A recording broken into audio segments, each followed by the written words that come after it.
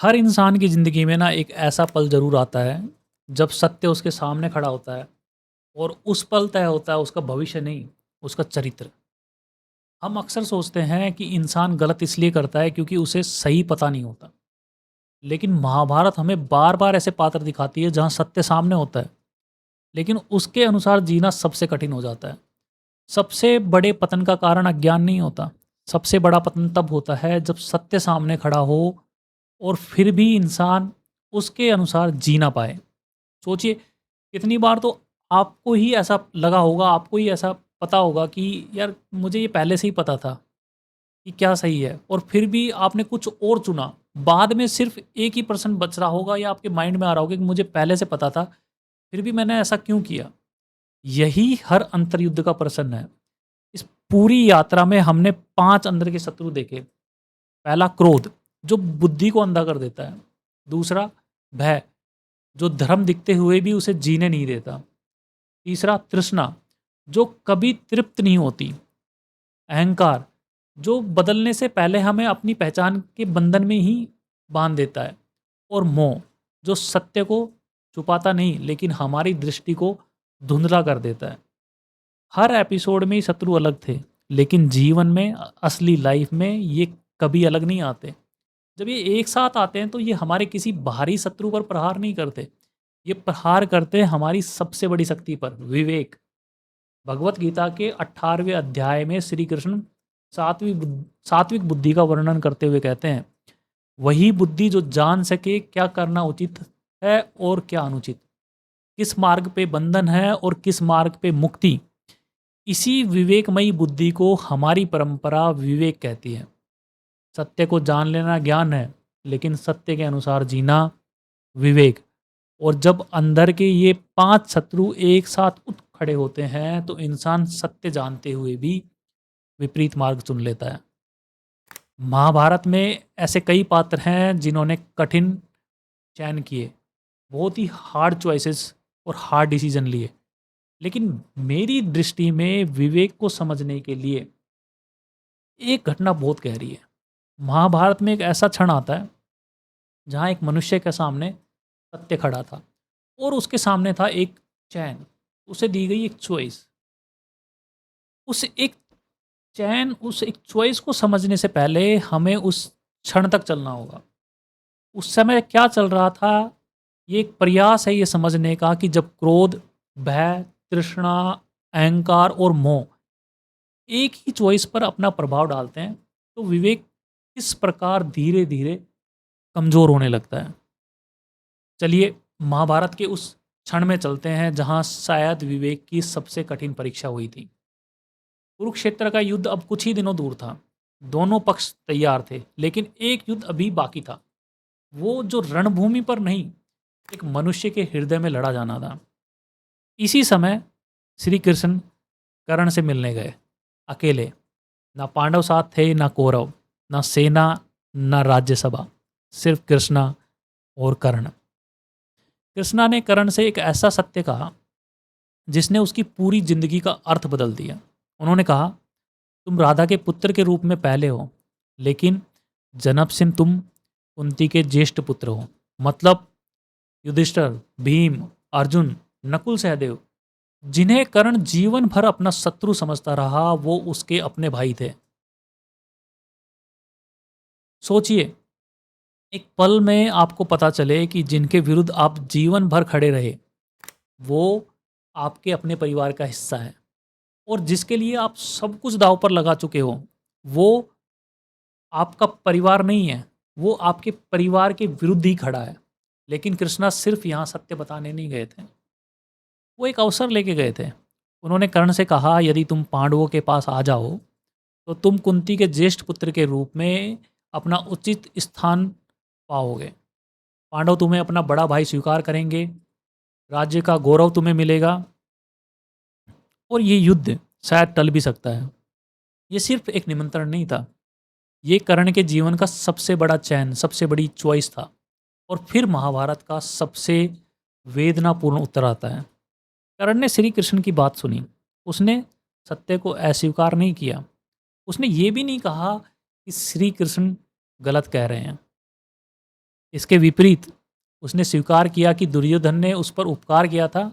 जब समाज ने उसका अपमान किया, तब दुर्योधन ने उसे सम्मान दिया, उसे अंग का राजा बनाया, उस पर विश्वास किया और कर्ण अब उस उपकार के बदले उसे छोड़ नहीं सकता।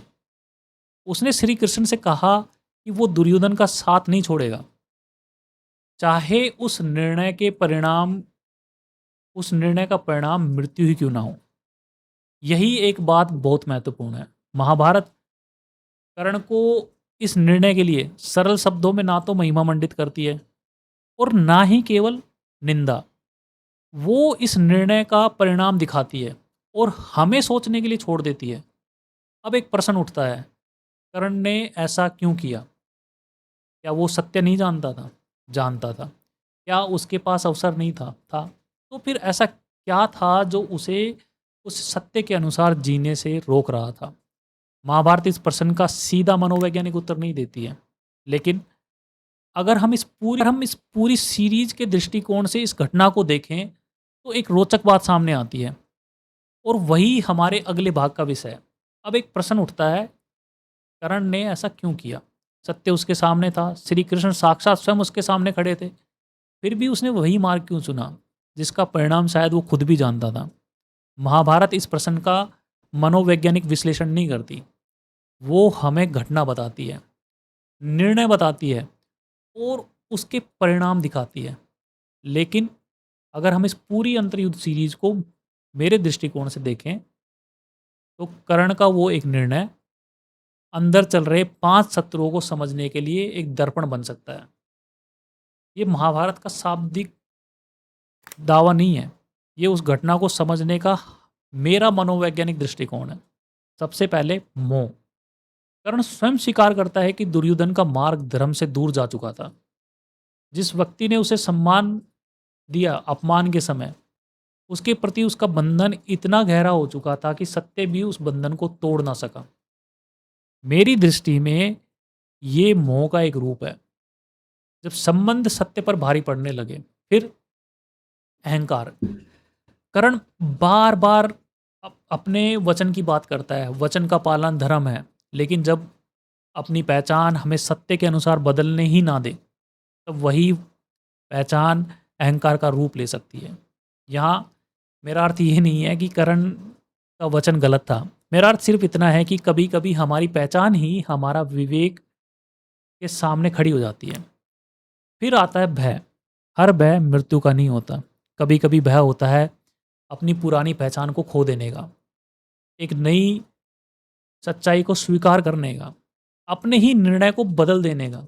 और ये भय बहुत सूक्ष्म होता है। उसके बाद तृष्णा। कर्ण की जीवन की सबसे गहरी इच्छा क्या थी? सिर्फ राज्य? नहीं। सबसे ज़्यादा शक्तिशाली होना? नहीं। सबसे गहरी प्यास थी मान और स्वीकृति की। जब किसी व्यक्ति की जीवन भर जब किसी व्यक्ति को जीवन भर अपनी पहचान सिद्ध करनी पड़े, तो कभी कभी वो उसकी पहचान से बंधा रह जाता है।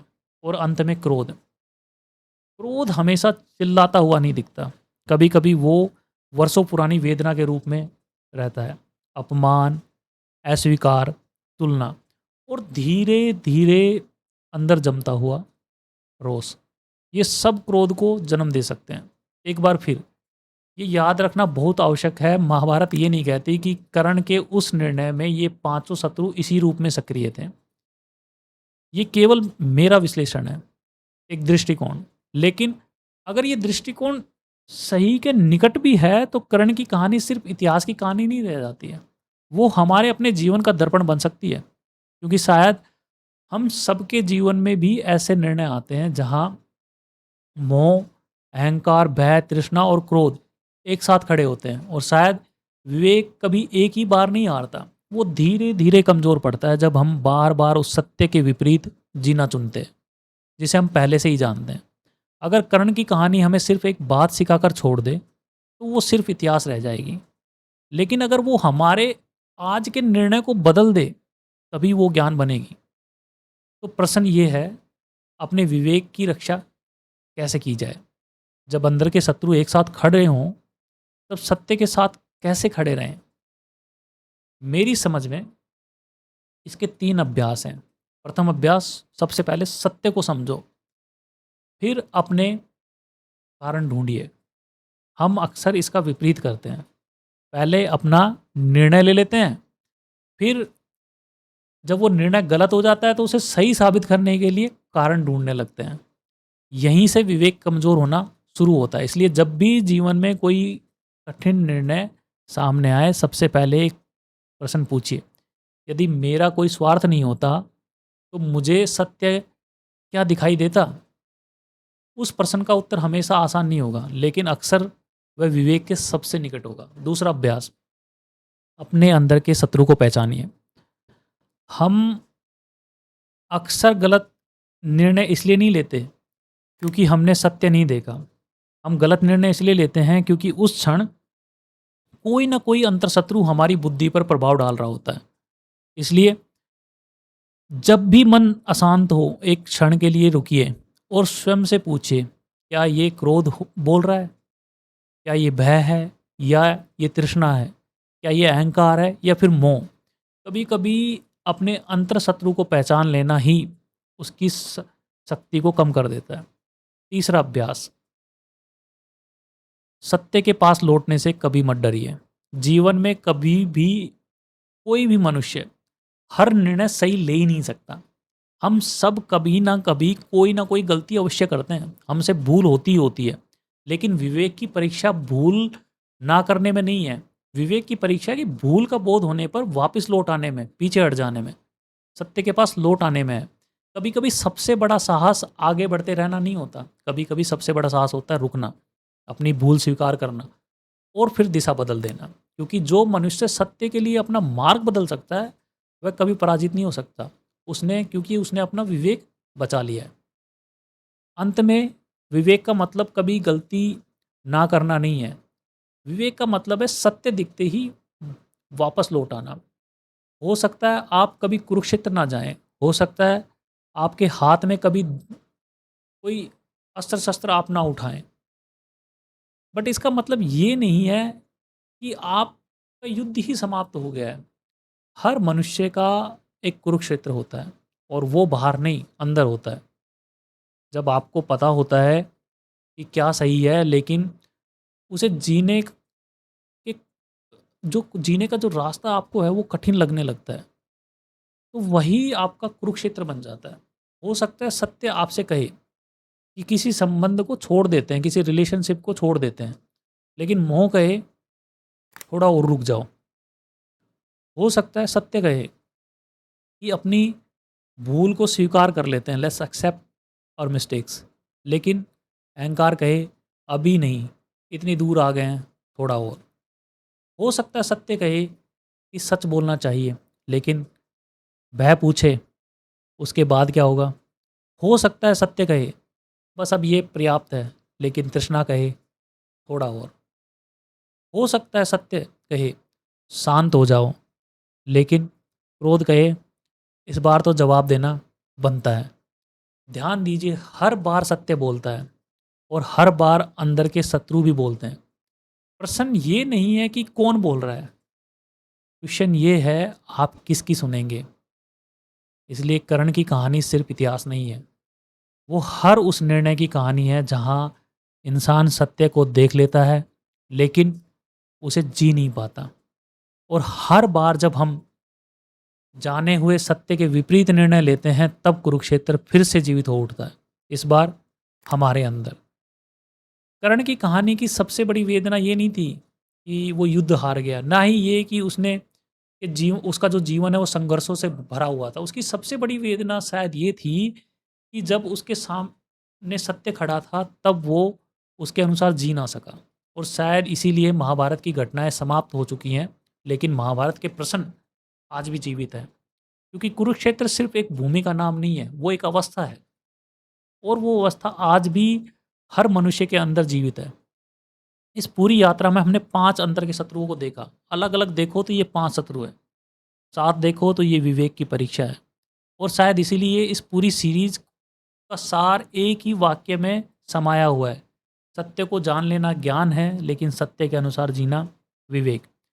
हर दिन जीवन हमें छोटे-छोटे निर्णय देता है, कुछ इतने छोटे कि उन पर हमारा ध्यान ही नहीं जाता। लेकिन ऐसे चरित्र जो है वो एक बड़े निर्णय से नहीं बनता। चरित्र ऐसे ही हज़ारों छोटे-छोटे निर्णयों से बनता है और हर निर्णय में एक ही प्रश्न छिपा होता है। क्या मैं सत्य के साथ खड़ा हूँ या मैं अपने किसी अंतर्शत्रु के साथ खड़ा हूँ? कर्ण के सामने भी ये प्रश्न था, हमारे सामने भी ये प्रश्न है। अंतर बस इतना है, उसका निर्णय इतिहास बन गया, हमारा निर्णय हमारा चरित्र बन सकता है। इसलिए जब अगली बार जीवन आपको उस मोड़ पर ले आए, जहाँ सत्य एक ओर खड़ा हो और आपके ये 5 शत्रु क्रोध, भय, तृष्णा, अहंकार और मोह दूसरी ओर, तो एक क्षण के लिए रुकिए और स्वयं से सिर्फ एक प्रश्न पूछिए, इस क्षण मेरे विवेक मुझे क्या कह रहा है? क्योंकि उसी प्रश्न का उत्तर आपका अगला निर्णय तय करेगा और हर निर्णय धीरे-धीरे आपका चरित्र। ये अंतर्युद्ध का अंतिम अध्याय था, लेकिन अंतर्युद्ध कभी समाप्त नहीं होता। हर प्रभात वो फिर शुरू होता है सूर्य की नई किरण के साथ। हर निर्णय में, हर विचार में, हर कर्म में, और जब तक विवेक हमारा मार्गदर्शन करता रहेगा तब तक धर्म का दीपक कभी नहीं बुझेगा। अंतर्युद्ध बाहर नहीं होता, हर दिन अपने ही अंतर में होता है। इसलिए स्टे अनब्रेकेबल, स्टे रूटेड। मिलते हैं नेक्स्ट वीडियो में। जय श्री राम।